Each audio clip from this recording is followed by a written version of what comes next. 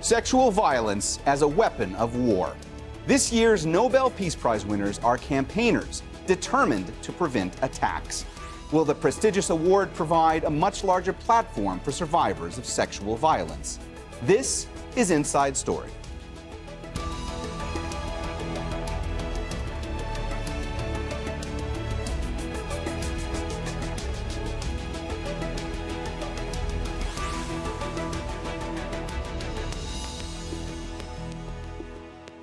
Hello and welcome to the program. I'm Mohammed Jamjoom. From the metoo movement to the distinguished Nobel Peace Prize, more light is being shed on the prevalence of sexual violence in war and peace. The UN has called gender-based violence a global pandemic. Laura Burden-Manley reports. The fight against sexual violence as a weapon of war is being honoured by the Nobel Committee. Good morning. Joint Peace Prize winners were announced on Friday. The Norwegian Nobel Committee has decided to award the Nobel Peace Prize for 2018 to Denis Mukwege and Nadia Murad for their efforts to end the use of sexual violence as a weapon of war and armed conflict. Dr. Mukwege had treated thousands of victims of rape in the Democratic Republic of Congo and has repeatedly condemned governments for not doing enough to stop sexual abuse. Nadia Murad is an Iraqi Yazidi who was attacked by ISIL fighters in her village in northern Iraq 4 years ago. She's campaigned for justice ever since. Rape in modern-day conflict is being seen in many parts of the world. Myanmar was added to the UN's list in April. Myanmar's security forces accused of targeting Rohingya women and girls. It's not a new phenomenon. During the Bosnian War more than 20 years ago, some estimates put the number of women raped during the conflict at up to 50,000. And during the 1994 genocide in Rwanda, Human Rights Watch said it may never know how many women were raped. It's not just sexual violence in war that's making the headlines. Football superstar Cristiano Ronaldo is fighting allegations that he assaulted a woman in 2009. Cristiano Ronaldo is doing well. In regards to the things that are happening, this is a guy I've known for 3 months. What I can say is that in his 15-year career, he has demonstrated great professionalism on and off the football pitch. Sexual assault allegations are also dogging the nominees for the highest court in the US and has divided America. Hollywood's so-called metoo movement is said to be a catalyst for empowering many women to tell of their abuses. Some offenders are being punished and the people who named them celebrated. For Inside Story, Laura Burden-Manley.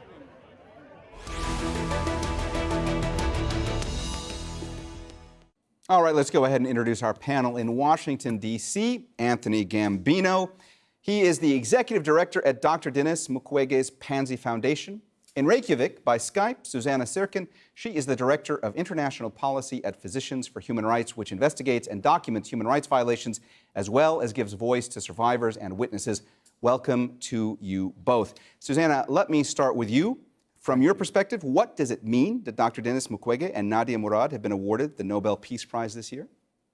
Well, it's a phenomenal and wonderful validation of the extraordinary effort that these two very outspoken, very courageous witnesses to what really has become or is thought to be an epidemic of sexual violence, not only in their respective countries of Iraq and the Democratic Republic of the Congo, but these two leaders are voices for the tens of thousands, really millions, of women and girls, but also men and boys who are attacked in every continent by predators, by the powerful, by people who are essentially using bodies, human bodies, as vehicles to exploit territory, communities, destroy whole peoples, or simply exert their authority. And their voice from the prize is going to give them a new and expanded platform so that we can really address the problem more. Tony, is this Nobel Peace Prize going to give survivors of sexual violence a much larger platform now worldwide? That is certainly the hope of all of us and of Dr. Mukwege. Dr. Mukwege has been working tirelessly to make sure that the voices of survivors are heard. And as Susannah said, it's not just the Congo, it's not just Iraq, as your story said, it's Myanmar, it's Colombia, it is women going back to World War II who are still alive, the comfort women, so-called, from South Korea. There are women survivors who so much want to tell their story, want to be heard and demand justice for the horrible things that have occurred to them in too many countries, in too many places for much too long. Susannah, could you explain to our audience a bit more about the kind of trauma, both psychological and physical, that survivors of sexual violence go through? Yes, well, certainly rape is a violent physical act, and it causes acute and extensive, potentially, harm to the human body. Obviously, there's physical trauma. What Dr. Mukwege has treated in tens of thousands, literally in his clinic, and tens of thousands of women in the Congo are some of the extreme physical consequences of sexual violence when weapons are actually inserted into the reproductive organs and women are mutilated, and they have to have literally surgery for what's known as traumatic fistula. There are victims who are exposed to sexually transmitted diseases. Of course, pregnancy can result, forced pregnancy as a result of these crimes. And then there is, and there are beatings. It's a violent act. So women also have scars, lacerations. They can be tied up. They can be injured with knives and machetes and guns. And then on top of that, there is the extreme psychological trauma that results in fear, humiliation, depression. Victims can have nightmares. And on top of that, there's a social stigma. So many survivors that I've interacted with in the Democratic Republic of the Congo and Iraq, and my colleagues in Bangladesh with the Rohingya survivors, they are literally ostracized from their homes sometimes. So the recovery involves physical care, mental health support, social support. It's really what Dr. Mukwege has developed as a holistic model. And they need justice, access to the courts, being able to tell their story and see the perpetrators prosecuted and, when proven, convicted, so that the impunity that surrounds these crimes does not continue. Many survivors in the DRC and elsewhere return to their homes and villages where they were attacked only to have it happen again. That is absolutely unacceptable. All right, let's take a step back for a second. The UN Special Representative on Sexual Violence in Conflict recently told the Security Council that sexual violence continues to be employed as a tactic of war, a tactic of terrorism, and a tool of political repression. Trafficking of women and girls for the purpose of sexual exploitation continued to be an integral part of the political economy of war and terrorism, generating profits for armed groups. And thousands of women and children remain imprisoned by armed groups such as ISIL and Boko Haram. So, Tony, when it comes to Boko Haram specifically, has the situation improved at all? I mean, there are still many girls who are being held, that were kidnapped. There are many that have been freed, but there are still many that have not been seen since they were kidnapped. How is all that going? The issue in the Boko Haram crisis, as well as elsewhere, is that when it has become contained in certain places, it has then spread. And so, of course, Boko Haram started in Nigeria, has spread to neighboring countries, creating crises for other countries to try to respond, and the sexual violence has been part of that. As governments, which sometimes have difficulties responding to these issues in more remote areas, try to do so, they often respond in a heavy-handed manner that can create its own depredations. So you have violence upon violence, and this is something that people working on the Boko Haram crisis have been trying to get a handle on, but unfortunately it has still not been brought completely under control. Susannah, I want to go back to something you touched upon a few moments ago in your answer, because you mentioned specifically the Rohingya. I've been reporting pretty extensively this past year from Bangladesh on the plight of the Rohingya, and I have on many occasions interviewed Rohingya refugee women who have told me these absolutely terrifying, these horrific stories of how they and other members of their community were raped and brutalized. Of course, in the last month, you had this UN investigative panel that came out with their recommendations, saying that they believe that members of Myanmar's military should be charged with crimes of genocide. Do you think we're any closer to that actually happening, to the International Criminal Court somehow stepping in and prosecuting members of Myanmar's military for this? I wish I could say that we were. The Security Council has been completely paralyzed in terms of referring the situation of Myanmar to the International Criminal Court. As you know, China would not support that kind of referral as essentially a protector of the Myanmar government. And the United States itself, under the Trump administration, has vehemently criticized the legitimacy of this court. And so in many directions, there's not that likelihood.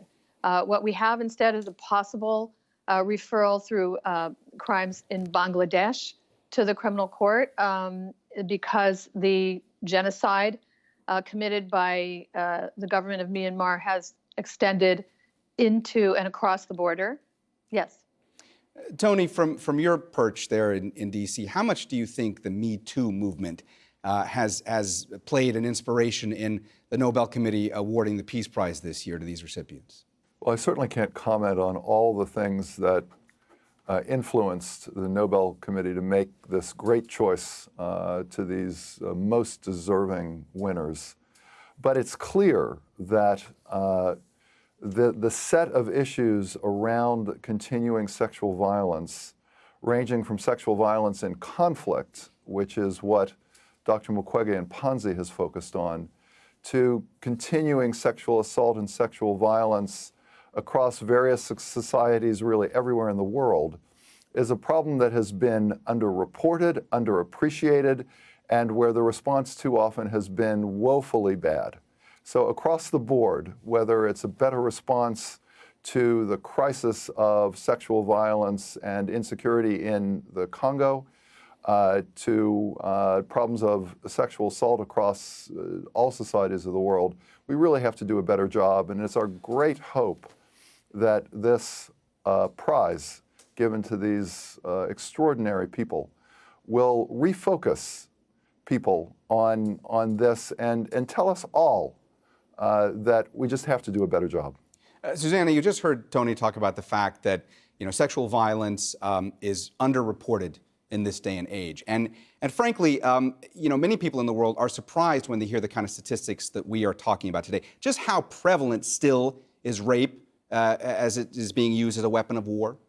Well, when we look at the situation in the DRC or neighboring Central African Republic, as well as we've just been discussing in Myanmar with the Rohingya crisis, this crime is vastly underreported because these are extremely difficult crimes to talk about. Very often, a goal is to intimidate and silence the victims. And there is not often an environment in which women and girls can safely report what has happened to them. The Yazidi women and girls had a terrible time in the beginning overcoming the enormous obstacles in their society, in their culture, and in their country to speak out. And so the data that we have are really not complete. And as we know from even what has happened in the United States with the extraordinary outpouring of revelations day after day, we see that even in societies where there is relative freedom and opportunity to speak out and to make a claim with the police, women and girls have taken decades, 30, 40 years to speak out. We just had a major American TV reporter, Connie Chung, describe a horrific rape by her own doctor that she had sat on quietly for more than 30 years. So it's not surprising that people are shocked when they hear the extent of sexual violence, both in peacetime and in armed conflict, because it's silenced and people are afraid. And only when we start seeing prosecutions and women being given the platform that Dr. Mukwege and Nadia Murad have spoken for so powerfully and have brought to the fore, are we going to start to turn the situation around where the perpetrator will be the focus of attention and the survivors will become the powerful. All right, let's take a look at some sexual violence statistics. A United Nations Children's Fund report last year said that around 15 million adolescent girls were forced to have sex worldwide. UNICEF said only 1% of adolescent girls sought professional help. And close to 17 million adult women in 38 low and middle income countries reported being forced into sex during their childhoods. Tony, these numbers are truly shocking and appalling. What can be done by governments to combat this, to try and put an end to this? Well, let's start with the most fundamental reality. Governments exist to protect their citizens. That's why we organize ourselves in governments. And when governments fail so badly to provide basic protection, in the Congo, we have seen baby girls raped as young as 18 months old. And then a lag in bringing the perpetrators to justice. When you have governments that are unwilling to respond to these kinds of horrors committed against their own citizens, then a much more vigorous international response is required. So the things that the UN are saying that you've been reporting on, those are fine, but the UN and others need to do more. We have heard many, many beautiful words spoken about the work done by Dr. Mukwege, Nadia Murad, and others. We've seen much less action by the relevant governments and relevant international institutions to really effectively respond to this tragedy. Susannah, you were speaking more specifically about Nadia Murad a few moments ago, and I want to ask you, when it comes to her case, a Yazidi woman who publicly discloses what happened to her and starts campaigning on behalf of other sexual assault victims, how dangerous was that for her to come forward? Well, in the beginning, it was incredibly dangerous.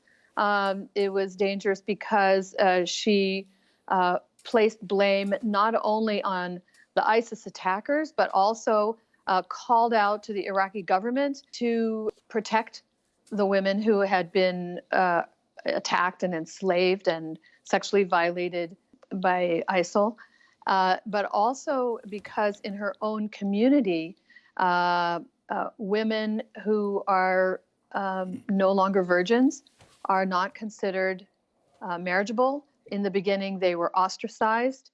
And thanks to her voice and those of other Yazidi women, there were religious edicts that were overturned, and the top religious leaders of the Yazidi community embraced and supported these women and girls so that they could return to the shelter of their families. However, there's still 3,000 Yazidi women and girls who are missing. Many believe that some of them were killed. Some of them have been trafficked, even outside of Iraq. They are calling on the government. We are calling on the government and the international community to find out what has happened to those women, to rescue those who can be rescued, and then, of course, to prosecute these crimes as crimes against humanity, and in the case of the Yazidi, truly a genocide.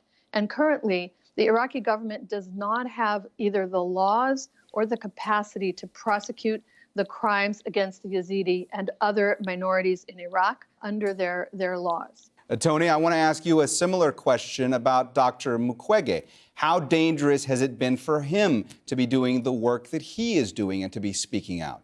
Dr. Mukwege is an amazing man for many, many reasons. But one of the most profound is his individual courage. Here is a man who almost exactly 6 years ago, in October 2012, survived an assassination attempt with a man who he was very close to, right next to him, shot dead, right next to him. And Dr. Mukwege miraculously survived. His children had been held as the assailants waited to make this attack, and it was, of course, terrifying. Dr. Mukwege left to the Congo for a period of a few months, and then he tells the most extraordinarily beautiful story. Market women in the Congo began to raise funds from selling vegetables, small sales, small amounts of money, as he says it, women who just make a few dollars a day, to try to raise funds to say, we would like you to come back. And when Dr. Mukwege heard this, he decided, I have to return. And so at great personal risk, he went back exactly to the city where assassins had tried to kill him. And he's there today, continuing to do his work under great threat. We constantly worry about him and his safety, and it's extraordinarily important that people like him, and as Susannah is saying, as we're discussing right now, the survivors of sexual violence, they be given all the possibilities to speak out, to be protected, to tell their stories, and to obtain justice. Susannah, you have said in the past that underlying gender discrimination enables sexual violence to occur before and after conflicts and during peacetime. Could you elaborate a bit on that? Yes, absolutely. And actually, following on Tony's comments about Dr. Mukwege, I've seen and heard in the Democratic Republic of the Congo how Dr. Mukwege describes the ways in which women and girls in his country are actually treated worse than animals in many cases. And I've seen it in the Kivus myself, where very often the culture is such that men are sitting in front of their homes or along the side of the street, and women are walking on these terribly poor dirt roads with enormous burdens on their backs, carrying weights 3, 4, 5 times their body weight. And they are sent into the fields often alone to farm, to collect crops. And that is when they're vulnerable to attack. And they are also vastly discriminated against in terms of their basic activities and roles and rights in society.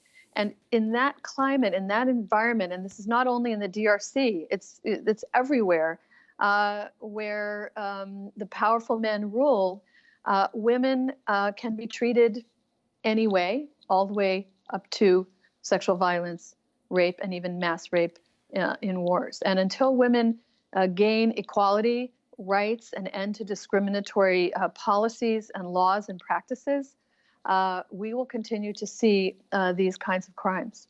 Tony, we only have about a minute left. Will all this attention, in your opinion, ultimately help aid workers and rights groups who try to assist sexual violence survivors? Yes, but it's up to all of us to do the most we can to get this word out, to work with survivors so that they are heard, so that they are responded to. And if we all work harder and take advantage of this award, this wonderful award of the Nobel Peace Prize to these two amazing people, then we will succeed in doing a better job against this scourge. All right, we're going to have to leave it there. We've run out of time. Thanks to both of our guests, Anthony Gambino of the Panzi Foundation and Susannah Sirkin with Physicians for Human Rights. And thank you, too, for watching. You can see the program again anytime by visiting our website, aljazeera.com. And for further discussion, go to our Facebook page. That's facebook.com/AJ Inside Story. You can also join the conversation on Twitter. Our handle is @AJ Inside Story. From me, Mohammed Jamjoom, and the whole team here, bye for now.